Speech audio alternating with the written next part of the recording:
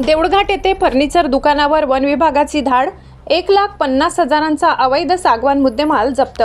सागवान तस्करांमध्ये भीतीचे वातावरण. बुलढाणा तालुक्यातील देऊळघाट परिसरात अवैध सागवान तस्करी विरोधात वन विभागाने मोठी कारवाई करत फर्निचर दुकानावर धाड टाकली.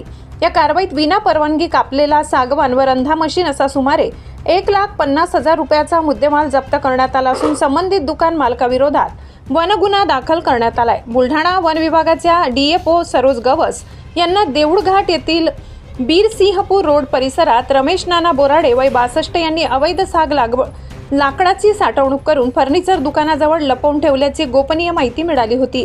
या माहितीनुसार बुलढाणा आरएफओ सुनील वाकोडे यांनी तात्काळ पथक रवाना केले. घटनास्थळी तपासणी दरम्यान गोल साग लाकडे, चौरस साग लाकडे व एक रंधा मशीन असा मुद्देमाल आढळून आलाय. जप्त सर्व साहित्य जप्त करून अंदाजे 1,50,000 रुपयाचा मुद्देमाल वन विभागाने ताब्यात घेतला. या प्रकरणी फर्निचर दुकान मालक रमेश बोराडे यांच्या विरोधात वन अधिनियमानुसार गुन्हा दाखल करण्यात आलाय.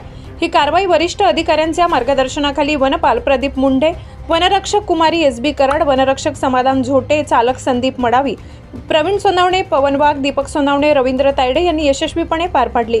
या कारवाईमुळे देऊळघाट व परिसरातील सागवान तस्करांमध्ये भीतीचे वातावरण निर्माण झाले. पोलीस टाइम्स मराठी न्यूजसाठी मुख्य संपादक जावेद शहा.